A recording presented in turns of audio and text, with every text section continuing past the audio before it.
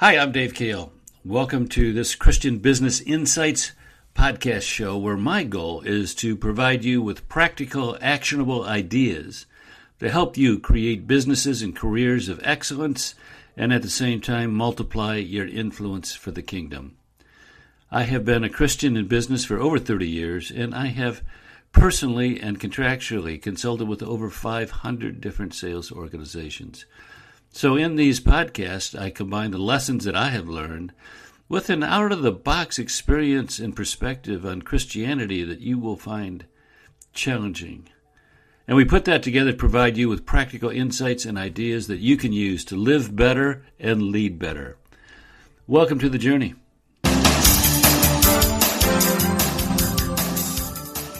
Hi, this is Dave. Today I'm going to be talking about an out-of-the-box system that will transform your team's development. So if you're leading a team, a sales force, or a company, or have influence over a group of people and want to help them develop, listen up. Some time ago, one of my clients challenged me to record the 20 most important lessons that I have learned. And after a great deal of reflection, I eventually came up with 25. And this is one. As I was just beginning to build my consulting practice, decades ago, I learned a lesson that has struck with me ever since and has shaped much of the training programs and the videos and the articles and even the books that I've produced. It may make a difference in the trajectory of your personal growth and development, and it can be a powerful force for the development of a team. So if you're interested in development, this is something you should pay attention to. Now, here's the story. I'm trying to build a consulting practice, so I read the books on how you build a consulting practice, and basically they all said, quote, give seminars. Okay, so I did.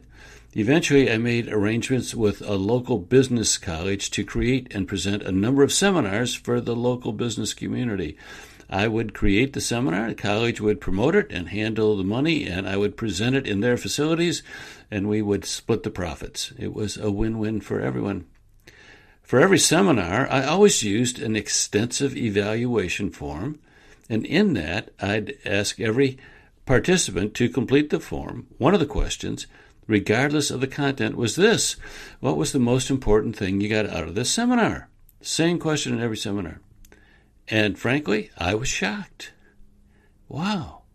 Typically, 1 out of 20 people or so would write down something that was not a part of the seminar. So in response to the question, what was the most important thing you got out of this seminar, they would write something down that has nothing to do with the seminar. And I think, how could they have gotten that from the seminar when it was not in any of the content? And this was a regular pattern. Like I say, 1 out of 20 people, didn't matter what the seminar was, what the content was, 1 out of 20 people would write that down. And so as I studied this phenomenon, I eventually realized what was happening. Those people, the one in 20, had some issue or some problem on their mind, and probably subconsciously, and they would hear something.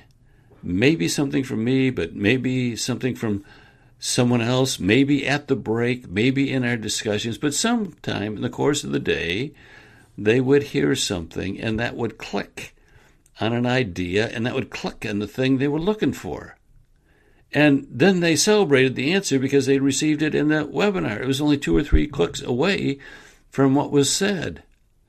They recognized the answer, but they didn't notice that it was a couple of clicks away from what was presented. They just put it all together in their mind. And the more I thought about it, the more I began to realize that, this is a good thing. The atmosphere of the seminar, the sort of the congenial attitude, the interest in learning, the atmosphere had opened the door to my participant to find the answer he was looking for, even though it wasn't the answer that the seminar provided. And I began to realize that it wasn't so much about me and my content as it was about the participants and their need to find a solution or learn something that fit their needs. And so I came to a conclusion, and this conclusion has informed my content creating ever since. And it's something that I call serendipity learning. And basically, it amounts to this. I didn't care what they learned. I only cared that they learned within certain boundaries. Now, let me repeat that. I didn't care what they learned. I only cared that they learned within certain boundaries. Serendipity learning differs from focused learning in that it's driven by the interest and the issues of the learners, not the trainer. In focused learning, the trainer decides what the learner should know. In serendipity learning, the learners decide what the learners should know. Now, one of the issues with traditional and focused learning is motivating the learners to spend the time and energy necessary to learn the new thing. Serendipity learning makes that a moot issue. The learners decide what good ideas they can implement based on their needs and interests. They are intrinsically motivated to learn what they want to learn. Now, while there's a place for focused training, the idea of serendipity learning has its own particularly valuable applications. For adults on the job, much of their development can be supercharged by replacing focused learning with serendipity learning. Eventually, I built an entire learning system in something I call our metamorphosis learning system. And it's built upon the practices and processes that evolved out of the idea of serendipity. That realization provided the intellectual underpinning for many of my presentations, my keynotes, my training programs, articles, podcasts, and so on. They all basically come out of the infrastructure provided by this learning system. In the learning system, participants are encouraged to identify, quote, good ideas, unquote, from a learning experience. A learning experience can be a webinar, a seminar, a presentation, a video, a book, etc. Any situation in which the learner is presented with new ideas, new insights, or new reminders of strategies, tactics, and habits which once were mastered and used and now have been neglected. So if you're working with a team and you bring them together, once a month or something like that, you provide a learning experience. Again, that's a webinar, seminar, something, anything which presents the group with some new ideas and some new insights. Now, out of that, they're expected to create good ideas. We have some criteria for what constitutes a good idea. Following that, they're guided through a series of processes, step-by-step processes, which ultimately ends up with their commitment to take some positive action based on the good ideas they created. When I'm teaching this system to a group of sales managers, for example, I'll ask them this: when was the last time you had a sales meeting that ended with every single person in that group making a written and verbal commitment to something they're going to do differently or better? When was the last time that happened? And of course, the answer is never happened. And with this learning system, it will happen every single time.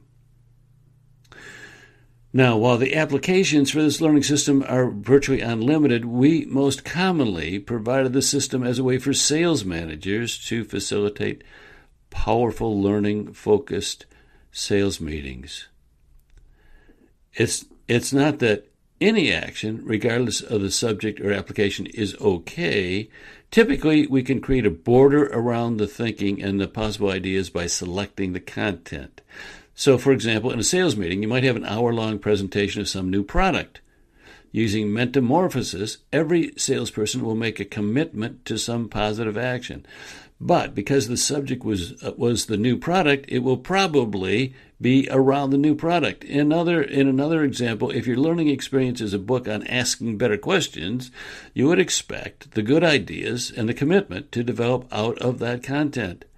Again, let me review the definition, and that's this: I don't care what they learn, I only care that they learn within certain boundaries. Now, this approach turns the fundamental trainer learning equation upside down.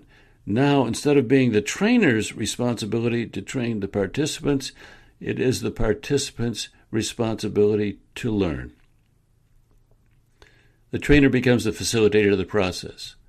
Over a period of time, it unleashes the learner's latent desire to learn and grow by giving affirmation to the quest and providing a system to easily and predictably turn the motivation into changed behavior.